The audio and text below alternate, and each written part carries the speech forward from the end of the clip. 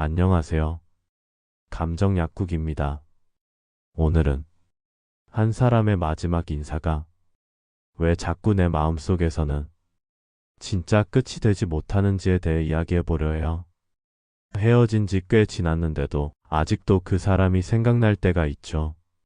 그 마지막 장면, 그 마지막 표정, 그 마지막 한마디가 자꾸만 대감기처럼 떠오릅니다. 왜 우리는 그렇게 마지막을 받아들이지 못할까요? 1. 현실적인 심리 분석. 이별을 겪고 나면 사람들은 흔히 이렇게 말하곤 합니다. 잊어야지, 시간이 약이야. 그 사람도 이젠 지나갔어야지. 하지만 실제로는 그렇지 않습니다.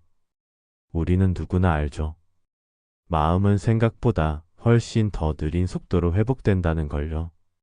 심리학적으로 이별은 어떤 상태일까요? 심리학자들은 이별을 단순히 감정의 끝이 아니라 애도 과정 그리프 프라세스의 시작으로 봅니다. 정신과 의사 엘리자베스 퀴블러 로스가 정의한 5단계 애도 이론에 따르면 이별 역시 부정 분노, 타협, 우울, 수용의 단계를 겪습니다. 즉, 사랑이 끝난다는 건 상대방이라는 존재의 죽음을 받아들이는 것과 비슷한 심리적 충격을 줍니다. 단지 그 사람이 사라졌다는 게 아니라 그 사람이 차지하고 있던 내 삶의 구조가 무너지는 거예요. 왜 그럴까요? 그건 그 사람이 단순한 타인이 아니라 내 삶의 일부로 융합된 존재였기 때문입니다. 심리학에서는 이를 확장된 자아 익스텐더드 셀프라고 부릅니다. 이 개념에 따르면 우리는 누군가와 깊은 관계를 맺을수록 그 사람을 내 일부처럼 느끼게 됩니다. 함께 갔던 카페, 함께 들었던 노래, 함께 보낸 계절들, 그 사람의 말투, 웃음소리, 가치관, 이 모든 게 단지 기억이 아니라 내 감정과 신경회로에 깊숙이 각인된 정체성의 일부가 되는 거죠. 그래서 이별은 단순히 누군가를 떠나보내는 일이 아니라 나 자신 일부를 떼어내는 고통에 더 가깝습니다.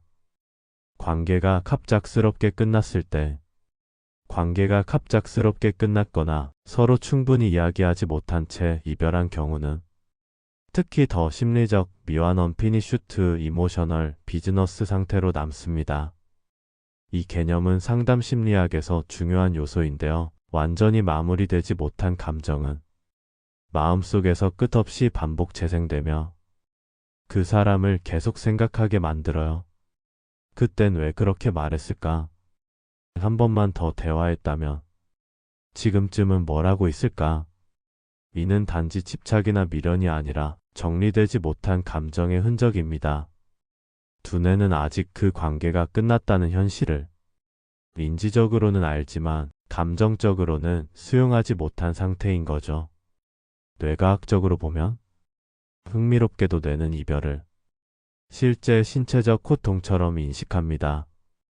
fMRI 연구에 따르면 실연을 당한 사람의 뇌에서는 신체적 고통을 감지하는 부분, 전측 대상피질 엔티리어 CINGULAT 코텍스 이 활발하게 반응한다고 해요.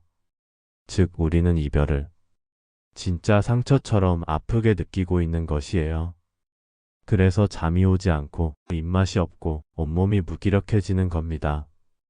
당신이 약한 게 아니에요. 당신의 뇌가 지금 그 이별을 진짜 상처로 받아들이고 있는 거예요. 그 사람의 마지막 인사는 언제나 너무 짧고 너무 조용하고 너무 많은 걸 남깁니다. 때로는 미안해라는 말조차 없이 그냥 사라져버리기도 하고 혹은 차가운 인사 한마디로 모든 걸 끝내버리기도 하죠. 그리고 남겨진 우리는 수없이 되묻습니다. 정말 끝난 걸까? 그 사람도 나처럼 아파할까? 혹시 이건 잠깐의 헤어짐은 아닐까? 회복되지 않는 감정이 오래가는 이유. 이별을 해도 그 사람이 마음에서 사라지지 않는 건 단지 정이 많아서가 아닙니다. 심리학에서는 이걸 정서 기억 이모셔널 메모리라고 부릅니다. 특히 도파민, 옥시토신, 세로토닌 같은 호르몬은 좋았던 기억과 함께 분비되며 그 감정을 강하게 각인시켜요. 그래서 이별 후에도 좋았던 순간이 계속 떠오르고 왜 끝났는지에 대한 생각보다 다시 돌아갈 수 있을까라는 환상이 커지게 됩니다. 당신이 지금 겪고 있는 감정은 절대 이상하거나 유난스러운 게 아닙니다. 그건 사랑이라는 감정을 진심으로 경험한 사람만이 겪는 지극히 정상적인 회복의 시간이에요. 그러니 조급해하지 마세요. 자책하지 마세요. 그리고 감정을 억지로 끊어내려고 하지 마세요. 감정은 억지로 잊히지 않습니다. 다만 자연스럽게 흐르고 그 시간 속에서 조금씩 희미해질 뿐입니다. 감정을 흘려보내고 회복하는 법. 이별이라는 감정은 생각보다 오래 남아요. 사람들은 말하죠. 시간이 지나면 괜찮아질 거야. 그 말이 전혀 틀린 건 아니지만 그 시간이라는 게 도대체 언제쯤인지 모를 때가 많습니다. 우리는 흔히 감정을 잊으려고 애씁니다. 자꾸 무시하고 밀어내고 나는 괜찮다고 스스로에게 거짓말을 하죠. 하지만 마음이 따라주지 않을 땐 그 말들이 더 큰 공허함을 남깁니다. 사실 감정은 억지로 떨쳐낼 수 있는 게 아니에요. 우리가 할 수 있는 건 그 감정과 같이 앉아주는 일뿐입니다. 슬픔이 올라올 땐 그냥 그 감정의 자리를 내어주세요. 억지로 견디려 하지 말고 그저 앉아서 지켜보는 것만으로도 충분해요. 그 사람을 떠올릴 때마다 눈물이 나거나 가슴이 저릴 때가 있죠. 그건 당신이 약해서가 아니라 당신이 사랑을 진심으로 했기 때문이에요. 감정을 느끼는 능력은 상처가 아니라 선물입니다. 그건 당신이 누군가에게 진심을 줬다는 증거예요. 많은 사람이 묻습니다. 이런 감정은 언제쯤 끝나나요? 그건 마치 물이 자연스럽게 바다로 흘러가듯이 어느 날 문득 사라지는 게 아니라 조금씩 티도 나지 않게 옅어져 가는 것입니다. 마치 창문에 맺힌 김이 서서히 사라지듯이 처음엔 뚜렷했던 감정이 어느 순간 흐릿해져 있다는 걸 훗날 문득 알게 되는 거예요. 그리고 감정을 흘려보내기 위해선 작은 변화들이 필요해요. 당장 큰 걸 바꾸지 않아도 돼요. 다만 당신의 하루를 조금씩 새롭게 설계해 보세요. 예전엔 둘이서만 갔던 길을 오늘은 혼자 걸어보는 거예요. 그 사람이 듣던 음악 대신 내가 원래 좋아했던 노래를 다시 꺼내보는 거죠. 하루의 끝에서 그 사람에게 쓰던 메시지를 이제는 나 자신에게 써보는 거예요. 오늘도 잘 버텼어. 수고했어. 이 짧은 말 하나가 스스로를 회복하는 데 큰 역할을 해요. 우리는 대부분 누군가를 위로하는 건 잘하는데 자기 자신에게 다정해지는 건 어색해 하거든요. 이별 후 가장 중요한 건 그 사람을 잊는 것이 아니라 다시 나에게로 돌아오는 것이에요. 그 사람이 떠난 자리에는 당신이 당신에게 해줄 수 있는 위로들이 천천히 그리고 조심스럽게 채워져야 해요. 그리고 때때로 이런 마음이 올라올 거예요. 혹시 그 사람도 나처럼 힘들까? 혹시 그 사람도 후회하고 있을까? 그런 생각은 아주 자연스럽고 인간적인 거예요. 하지만 그 생각에 너무 오래 머무르지 않았으면 좋겠어요. 그 사람이 어떤 마음을 가지고 있든 그 사람의 감정은 당신이 감당할 수 없는 영역이에요. 우리는 내 마음도 버거울 때가 많은데 그 사람 마음까지 짊어지면 감정은 끝없이 무거워져요. 그래서 결국 회복은 언제나 나로부터 시작해야 합니다. 혹시 오늘 하루도 힘들었다면 그건 당신이 감정을 억누르지 않고 제대로 느끼고 있었다는 뜻이에요. 감정을 느끼는 데는 용기가 필요해요. 눈을 감고 생각해 보세요. 사랑했던 그 사람, 함께 웃었던 순간들, 그리고 지금은 혼자 버텨내고 있는 당신. 슬프지만 아름답습니다. 이별의 아픔 속에도 당신만의 의미가 쌓이고 있어요. 그건 언젠가 누군가를 다시 사랑하게 될 때 당신을 더 단단하고 깊은 사람으로 만들어줄 거예요. 그러니 오늘 밤엔 억지로 잊으려 하지 말고 그 감정과 함께 있어주세요. 슬픔을 잠시 옆에 앉혀두고 그냥 조용히 숨 쉬듯 마음의 소리를 들어보세요. 이별은 끝이 아니라 새로운 나를 만나는 출발점일지도 몰라요. 그리고 그 시작은 바로 지금 이 밤부터입니다. 3. 다시 시작할 수 있을까? 재회에 대한 마음 정리. 어떤 이별은 정말 끝이라는 걸 알아요. 하지만 어떤 이별은 왠지 아직 끝나지 않았다는 기분을 줍니다. 그 사람도 나처럼 후회하고 있을 것 같고 어쩌면 다시 연락이 올지도 모른다는 그런 조용한 기대가 마음에 남아있죠. 이건 굉장히 자연스러운 심리입니다. 우리는 사랑했던 사람을 단번에 내치지 못해요. 특히 그 관계가 너무 갑작스럽게 끝났거나 충분한 대화 없이 단절되었거나 혹은 이별 후에도 일상 속에서 계속 그 사람의 흔적을 마주할 때는 관계가 아직 살아있는 것 같은 착각이 생기기 쉬워요. 심리학에서는 이런 상태를 감정의 불확실성 이모셔널 앰비규어티라고 합니다. 관계가 물리적으로는 끝났지만 정서적으로는 미정 상태에 머물러 있는 거예요. 정말 끝난 게 맞는지, 혹시 다시 이어질 가능성이 있는 건지 이해도 되지 않고 정리도 되지 않는 상태. 그래서 더 괴롭고 더 오래 가요. 이별의 고통은 명확함이 없을수록 오래 남습니다. 이건 끝이다라고 단정 지을 수 있다면 아픔은 강하지만 짧게 지나갑니다. 하지만 희미한 가능성에 기대게 되면 희망이라는 이름의 기다림이 오히려 나를 더 아프게 하기도 해요. 재회를 바라는 마음을 부정할 필요는 없습니다. 누구나 그런 생각은 해요. 그 사람이 다시 돌아와서 그땐 내가 너무 어리석었어 라고 말해주기를, 우리 다시 잘해보자고 말해주기를, 그리고 모든 게 아무 일도 없던 것처럼 되돌아가기를 바라는 마음. 하지만 현실은 대부분 그 기대와 다르게 흘러가요. 왜냐하면 이별 이후의 시간은 두 사람 모두에게 달라진 마음과 감정을 만들어냈거든요. 우리가 생각하는 재회는 보통 이래요. 그때 그 마음으로 다시 만나는 것. 하지만 인간의 감정은 변해요. 그리고 시간은 그 변화를 더 크게 만듭니다.